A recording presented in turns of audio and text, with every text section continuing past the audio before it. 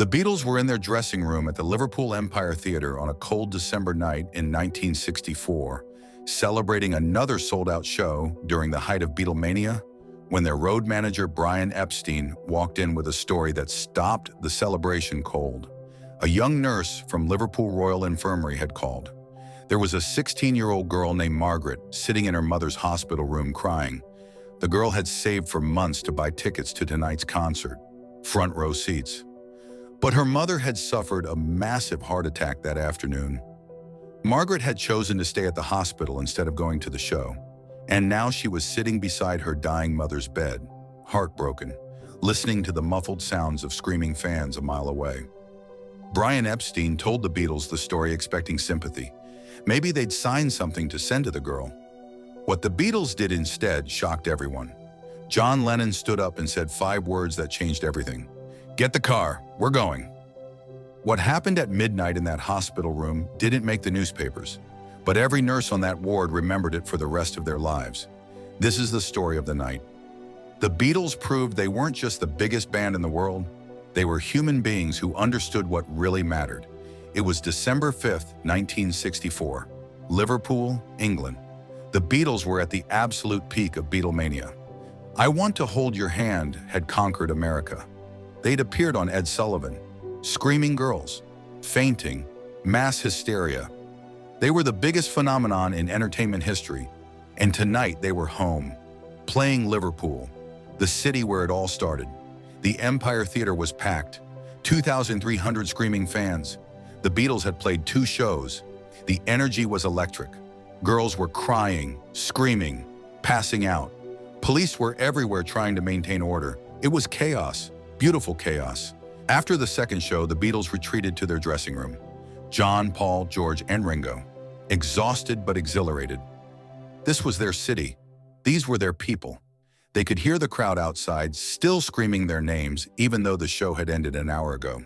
Brian Epstein, their manager, was handling the usual post-show business, talking to venue managers, coordinating security, making sure the boys could get out safely. Around 11 p.m., Brian came into the dressing room. His face was different. Not the usual post-show satisfaction. Something else. Concern. The Beatles looked up. "What's wrong, Brian?" John asked. Brian sat down. "I just got a phone call from a nurse at Liverpool Royal Infirmary. She told me a story, and I thought you should hear it." The room went quiet. Brian continued. "There's a young girl, 16 years old. Her name is Margaret Davies. She's been a huge fan of yours since the beginning. She saved money from her job at a shop for 6 months to buy tickets to tonight's show, front row seats. She was supposed to come with her mother, Dorothy. They were both so excited." Paul leaned forward. "What happened?" Brian's voice was soft. "Dorothy, the mother, had a heart attack this afternoon. Massive. They rushed her to hospital. The doctors say she probably won't make it through the night. Margaret had to choose.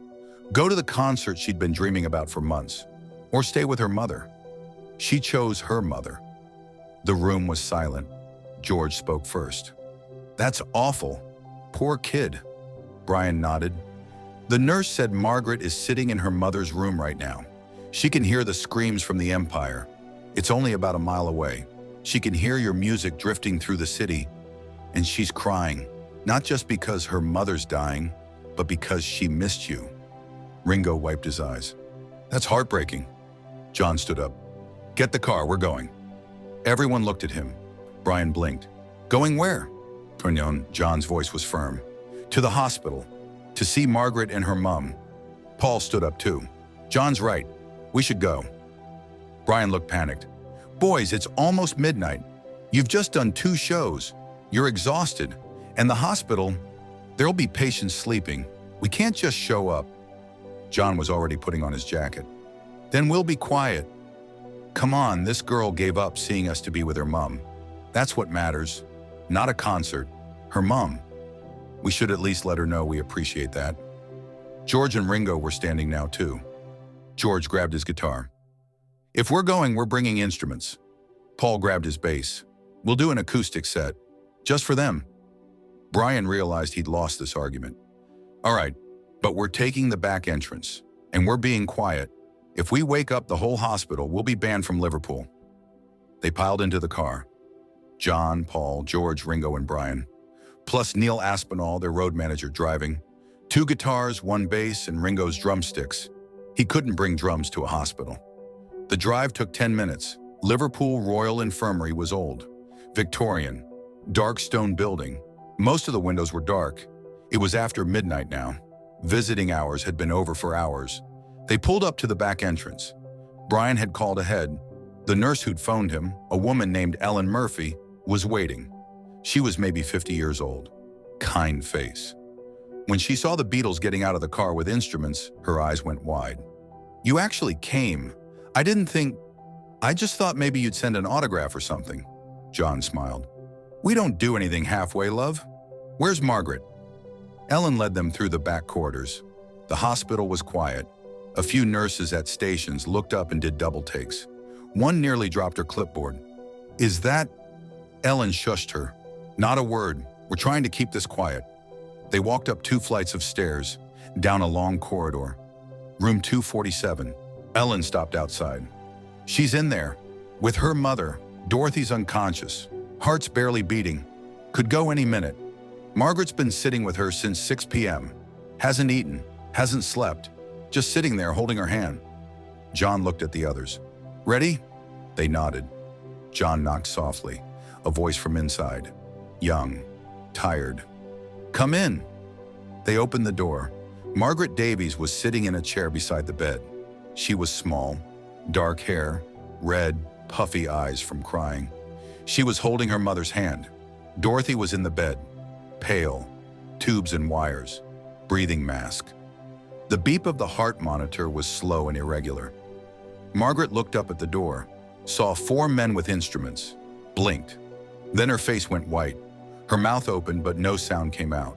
Paul spoke first, his voice gentle. "Hello, Margaret. I'm Paul. This is John, George, and Ringo. We heard you missed our show tonight." Margaret's hand went to her mouth. Tears started streaming down her face. "Oh my God! Oh my God! You're really here?" John walked over and knelt beside her chair. "We're really here, and we wanted to tell you something.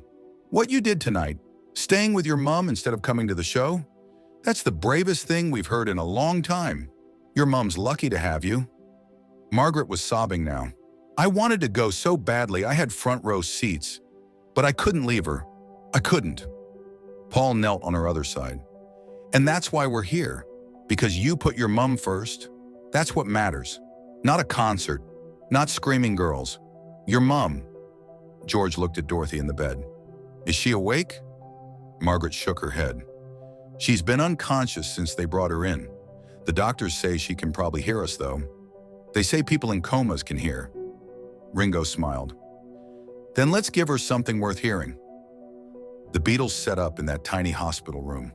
Paul sat on the radiator under the window. John sat on the edge of the bed. George stood in the corner. Ringo had his drumsticks, but no drums, so he used the arms of a chair. They looked at each other. John counted off. 1, 2, 3. They started playing I Want to Hold Your Hand. Acoustic, quiet, just voices and guitars, and Ringo's sticks tapping a soft rhythm. They weren't performing. They were singing to Margaret and her unconscious mother in a hospital room at midnight. Margaret was crying so hard she could barely breathe. The Beatles kept singing. They played She Loves You. They played All My Loving.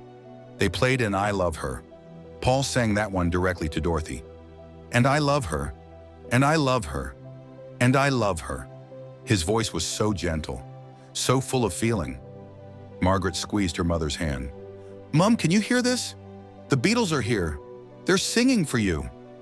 The heart monitor's beep changed, got slightly stronger, slightly faster. Ellen, the nurse who'd been standing in the doorway, gasped. Her heart rate's increasing. She rushed over to check Dorothy's vitals. Dorothy's eyelids fluttered. Margaret leaned forward. "Mom? Mom, can you hear me?" Dorothy's eyes opened, slowly, confused. She looked around the room, saw Margaret, saw the nurses, saw 4 men with guitars. Her voice was barely a whisper. "Margaret, what's happening?" Margaret was laughing and crying at the same time. "Mom, you're awake, and you won't believe this. The Beatles are here. They came to sing for us." Dorothy's eyes focused on John, Paul, George, and Ringo. Her face showed disbelief. Paul smiled. "Hello, Mrs. Davies. Your daughter missed our concert tonight to be with you. We thought that deserved something special." Dorothy's eyes filled with tears. "You're really here. The Beatles are in my hospital room." John laughed. "We are, and we're not done. What's your favorite song?" Dorothy's voice was weak but clear. "Till There Was You. I love that one." Paul's face lit up. "That's a good choice. Let's do it." They played Till There Was You. Paul sang it like he was singing to his own mother. Dorothy closed her eyes and listened, tears running down her face. Margaret was holding both her mother's hands now. And in that small hospital room at midnight, the Beatles gave a private concert to an audience of 2. When they finished, Dorothy was crying. "Thank you. Thank you so much. Margaret, I'm so sorry you missed the concert." Margaret shook her head. "Mum, I didn't miss anything. I got a private concert. With you. That's better than any stadium show." They stayed for another hour, talking, joking. John told stories about growing up in Liverpool. Paul talked about his own mum who died when he was young. George showed Margaret some guitar chords. Ringo made Dorothy laugh with silly faces. They weren't the Beatles. They were just 4 guys from Liverpool visiting a sick woman and her daughter. Before they left, John took Margaret aside. "Your mum's going to be all right, I can tell. She's a fighter, like you." Margaret hugged him. "Thank you. Thank you for coming, for caring." John hugged her back. "We're not just musicians, love. We're human beings, and human beings take care of each other." They left the way they came, through the back corridors. But word had spread. Nurses lined the hallways, quiet, respectful, but watching. As the Beatles walked past, the nurses started clapping softly, not screaming, not mobbing them, just clapping, showing respect. John tipped an imaginary hat. "Thank you, ladies. You do the real work." The story didn't make the newspapers. Brian Epstein made sure of it. No press, no photos. The Beatles didn't want publicity. They'd done it because it was right. Ellen Murphy, the nurse who'd made the call, kept the secret for years, but she told other nurses, and those nurses told people. The story spread quietly through Liverpool, became a legend. Did you hear about the time the Beatles showed up at the hospital at midnight? Stories like this one deserve to be remembered. The moments when legends proved they understood what mattered. The kindness shown when no one was watching. If you want to hear more stories about the people who shaped an era, the compassion behind the fame, and the humanity that made them immortal, this channel tells those stories, because these aren't just tales about famous people. They're lessons about caring for each other. Dorothy Davies recovered, against all odds. The doctors couldn't explain it. Her heart had been failing. She shouldn't have woken up. But she did. She lived another 30 years. Every year on December 5th, she and Margaret would listen to Beatles records and remember that night. Margaret never went to another Beatles concert. She said she didn't need to. "I had the best concert anyone could ever have. Just me, my mom, and the Beatles in a hospital room. Nothing could ever top that." In 1995, when Margaret was 47 years old and her mother had recently passed away, she finally told the story publicly. A Beatles fan magazine tracked her down, asked if the story was true. Margaret showed them a photograph. One Ellen Murphy had taken that night. The Beatles sitting in Dorothy's hospital room, guitars in hand. Margaret and her mother smiling. It had been real. John Lennon died in 1980. He never spoke publicly about that night, but in a letter to a fan in 1977, he mentioned it briefly. "People think being in the Beatles was all about screaming girls and fame, but the moments I remember most are the quiet ones.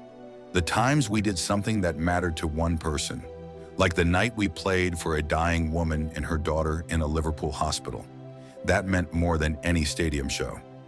That's the Beatles story that should be told. Not just the Ed Sullivan appearance or the stadium concerts, but the midnight visit to a hospital room, the private concert for 2 people, the decision to drive across Liverpool at midnight because a girl had chosen her mother over a concert. That's not just fame. That's character. That's understanding what matters. Margaret Davies chose love over fame that night, and the Beatles honored that choice by bringing the show to her, by proving that they understood that family matters more than concerts, that being with someone who needs you is braver than chasing a dream, and that sometimes the smallest gestures create the biggest memories.